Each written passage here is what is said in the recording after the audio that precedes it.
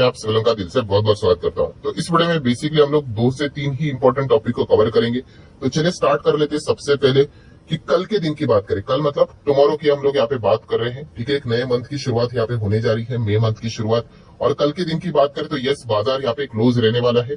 Sunday के दिन भी मैं रेगुलरली वीडियो बनाते रहता हूँ कि हफ्ते में क्या क्या हो सकता है करके, कभी भी इस पॉइंट को मैं हमेशा कवर करवाता ही हूँ। सो ये पॉइंट को जरूर नोट करके रख लेना कि कल बाजार में यहाँ पे, हमारे बाजार में छुट्टी यहाँ पे रहने वाली है।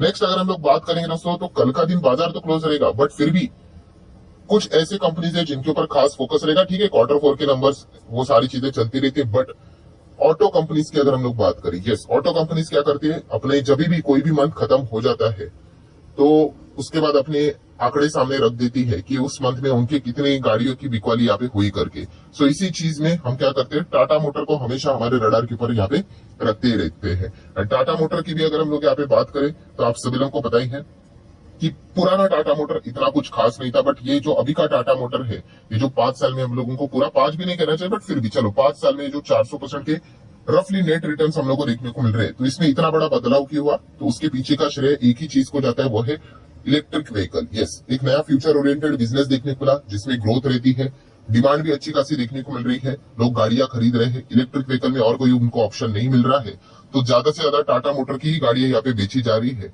और इसी चीज का फायदा टाटा मोटर यहाँ पे उठा चुका है। सो कल के दिन की अगर हम लोग बात करें या फिर आने वाले दिन की बात करें, जब ये ऑटो के नंबर्स यहाँ पे सामने आएंगे कि अप्रैल मंथ में उन्होंने कितनी गाड़ियां बेची है, सो पता चलेगा कि कितनी ग्रोथ क्वार्टर मतलब मंथली ईयरली हम लोग को देखने को यहाँ पे मिल रही है। क्योंकि अगर देखा गया टाटा मोटर में, अगर आप शेयर होल्डर हो, जो भी कोई अगर होगा, तो उनका पूरा फोकस इलेक्ट्रिक व्हीकल के नंबर्स के ऊपर अभी शार्पली रहना चाहिए। अभी तक की जर्नी ठीक थी, आने वाली जर्नी काफी टफ रहने वाली है। टफ किस कॉन्टेक्स्ट में, कंपटीशन के हिसाब से, और बड़ा कॉम्पिटिटर भी बाजार में आने वाला है 2025 में, आपको बताइए, जो कि 2025 कोई दूर नहीं रहा है, हम फाइनेंशियल ईयर की बात कर रहे हैं। सो मारुति भी अपनी गाड़ी यहाँ पे लॉन्च करने वाली है। सो फिलहाल अगर हम लोग बात करें, जो पिछला फाइनेंशियल ईयर 23 यहाँ पे हुआ था, उसमें हम लोग डेफिनेटली यहाँ पे कह सकते हैं कि टाटा मोटर नंबर 1 पोजीशन पे ही यहाँ पे था, आज भी है। 78% के आसपास का मार्केट शेयर हम लोग को इनके पास फिलहाल तो देखने को यहाँ पे मिल रहा है। सो ऑब्वियसली ये इतना जबरदस्त मार्केट शेयर इसीलिए क्योंकि फिलहाल तो अकेले दौड़ रहे हैं। जैसे जैसे बाकी कंपनीज कॉम्पिटिशन आएगा, टेस्ला आएगा, ठीक है, तो इनके लिए अपना नंबर 1 पोजीशन रिटेन करना काफी चैलेंजिंग पार्ट यहाँ पे रहने वाला है। तो इस चीज के चलते क्या करना है, टाटा मोटर को आप लोगों ने हमेशा अपने रडार के ऊपर सेट करके यहाँ पे रखना है, और कल परसों अभी जो इनके हम लोग को नंबर देखने को मिलेंगे उसके ऊपर भी फोकस रखना चाहिए कि इलेक्ट्रिक व्हीकल में ग्रोथ कितनी हुई है। नेक्स्ट अगर हम लोग बात करेंगे सेकंड कंपनी है दोस्तों, तो वो है जेएफएस। यस, जियो फाइनेंशियल सर्विसेज की अगर बात करें, काफी वीडियोस में इसके ऊपर यहाँ पे बना चुका हूँ। सो जेएफएस में अगर देखा गया, काफी सारी खबरें भी देखने को मिली। यस्टरडे की बात करें तो यस्टरडे भी हम लोगों ने यहाँ पे देखा था, हमारे इंडिया की बात करें तो स्टैंडर्ड चार्टर्ड की जो हम लोगों को, स्टैंडर्ड चार्टर्ड इंडिया के अगर हम लोग को हेड जो देखने को यहाँ पे मिल जाते हैं, सो उन्होंने यहाँ पे जियो फाइनेंशियल यहाँ पे ज्वाइन किया है। कुशल रॉय की अगर हम लोग यहाँ पे बात करें, एंड उसी के साथ साथ तो ऑलरेडी एक बहुत बड़े प्लेयर जियो फाइनेंशियल सर्विसेज के साथ जुड़ चुके थे, बट आपको पता है इस चीज के चलते आपको बहुत सारे अप्रूवल लेने पड़ते हैं। काफी कमेंट आते रहते हैं, सर अप्रूवल के लिए कितना टाइम लगेगा, किसी को भी फिक्स टाइम यहाँ पे पता नहीं होता। अभी आप देख सकते हैं मिनिस्ट्री ऑफ कॉर्पोरेट अफेयर से एमसीए ने अभी जाके इनको मतलब हरी झंडी दे दी है कि हाँ, अब हितेश सेठिया को क्या कर सकते हैं, एज अ कंपनी के एमडी सीईओ यहाँ पे नियुक्त कर सकते हो करके, जो कि उन्होंने अपॉइंट किया था, बट आपको ये अप्रूवल्स लेने पड़ते हैं। बहुत सारे रूल्स रेगुलेशंस होते हैं। आप कंपनी लॉ के अंदर आ जाते हो तो आपको ये सारी चीजों को फॉलो करना पड़ता है। फिर आप कोई भी हो, आप टाटा हो, आप अंबानी हो, आप बिरला हो, आप अदानी हो, तो ये जो प्रोसेस है उनको फॉलो करना पड़ता है। वो सारे अप्रूवल पाने के लिए यहाँ पे टाइम लगेगा, उसके बाद ही ये सारी चीजें हम लोग को स्टार्ट होते हुए देखने को यहाँ पे मिल जाती है। सो हम लोग डेफिनेटली यहाँ पे कह सकते हैं अभी जियो फाइनेंशियल्स में बहुत बड़ी हलचलें होती हुई देखने को यहाँ पे मिल रही है, एंड आने वाले समय में it just a matter of time, आज नहीं तो कल फुल स्विंग में इनके बिजनेसेस हम लोग को चलते हुए देखने को मिलेंगे।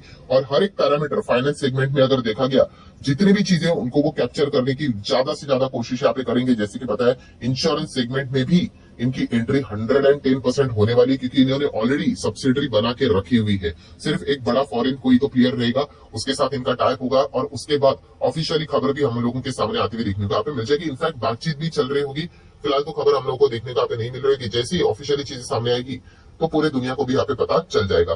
देन देखा गया म्यूचुअल फंड इंडस्ट्री में ब्लैक रॉक के साथ ऑलरेडी इनका टाइप हो चुका है। ईएमसी बिजनेस की बात करें तो देन स्टॉक ब्रोकिंग बिजनेस में भी हम लोगों को ये एंटर करते हुए देखने को यहाँ पे मिल रही है। बीच में मैंने वीडियो भी बनाया था, ठीक है। और सबसे बड़ा एडवांटेज क्या होता है, इनके पास कैश जबरदस्त देखने को मिल जाता है, बहुत सारी इंसेंटिव दे सकते हैं। अभी जियो सिनेमा का ही एग्जाम्पल ले लो, जियो सिनेमा में उन्होंने क्या कर दिया, 29 रुपीज पर मंथ के हिसाब से आपको सारा एंटरटेनमेंट का कंटेंट उन्होंने टीवी के ऊपर प्रोवाइड करके रखा हुआ है इतने कम में। सो क्या हो जाता है, प्राइस से रिलेटेड जियो हमेशा खेलने की कोशिश करता है।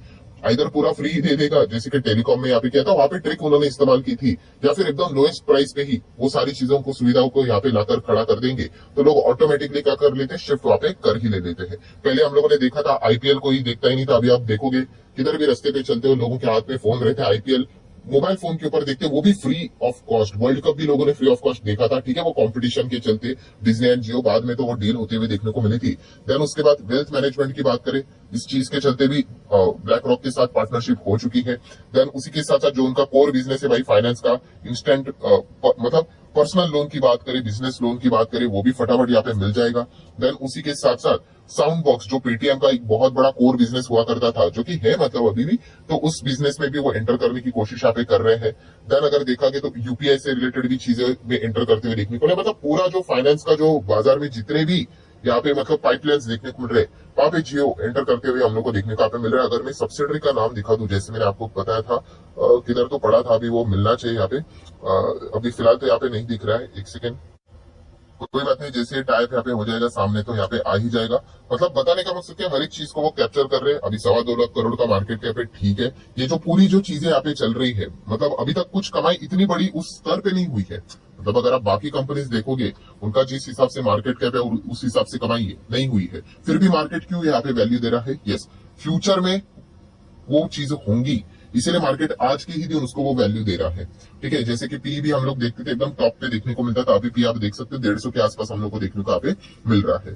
सो मार्केट हमेशा ऐसा ही करता है, फ्यूचर में क्या होगा उस चीज को वो करंट लेवल पे वैल्यू करके आप लोगों को चीजें यहाँ पे दे देता है। तो उस हिसाब से हम लोग को देखने को यहाँ पे आना चाहिए। बाकी अगर देखा गया शेयर होल्डिंग पैटर्न क्या ही चल रहा है, 47 प्रमोटर है, 19% के आसपास 19.5 एफआईज है, 12.5% के आसपास डीएस है, एंड पब्लिक 20 के आसपास देखने को यहाँ पे मिल रही है। इसमें काफी सारे लोग ब्लाइंडली निवेश करने की कोशिश करें, ब्लाइंडली मतलब इमोशनली होके, तो भाई इमोशनली होके अगर आप निवेश करोगे ना, तो आप शेयर मार्केट में किसी भी कंपनी में चले जाओ, आप नहीं टिक पाओगे, क्योंकि बिजनेस बोला तो भाई प्लस है माइनस भी है, ठीक है, और माइनस चीजों को ही मैनेज करना आना चाहिए, दैट्स इट, आप शेयर मार्केट में टिक गए।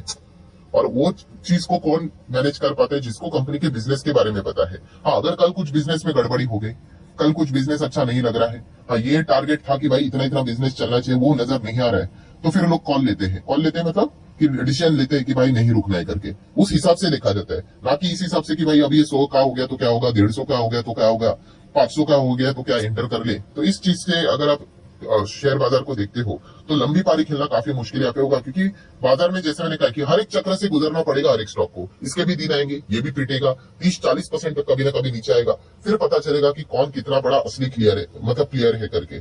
और इसके लिए क्या करना पड़ता है, यस, गिरावट के पीछे का रीजन क्या है वो आइडेंटिफाई करना पड़ता है। अगर बहुत ही मटेरियल है तो फिर डिसीजन लेना पड़ता है कि भाई निकलो करके, अगर नॉर्मल करेक्शन है तो वो चीजें तो बर्दाश्त यहाँ पे करनी पड़ती है। तो शेयर मार्केट ऐसा ही चलता है, ये चीजें हम लोग को समझ में आनी चाहिए।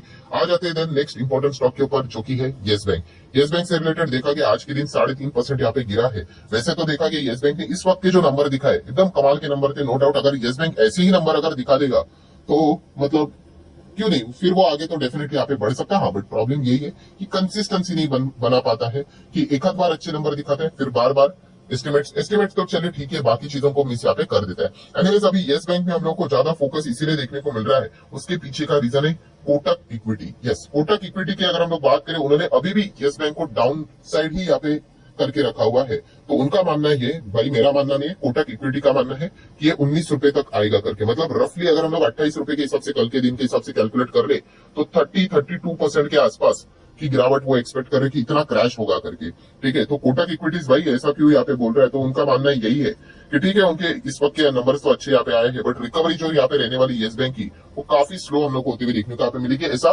कोटक इक्विटी का मानना है। इसीलिए उन्होंने मेंटेन करके रखा हुआ है अपना सेल का कॉल, और उन्होंने यही कहा कि ये 19 तक यहाँ पे आ सकते हैं, ये उनका टारगेट प्राइस है। प्लस कोटक इक्विटी का ये मानना है कि जो करंट प्राइस देखने को मिल रहा है, जो इतना टॉप लेवल पे, उसमें सारे जो मोस्ट पॉजिटिव आउटकम्स है वो सारे के सारे हम लोगों को यहाँ पे फैक्टर इन होते हुए देखने को मिल चुके, इंक्लूड होते हुए देखने को मिल चुके। सो और ऊपर भागने के लिए येस बैंक के पास कोई रीजन नहीं रहेगा, ऐसा कोटक इक्विटी का मानना है।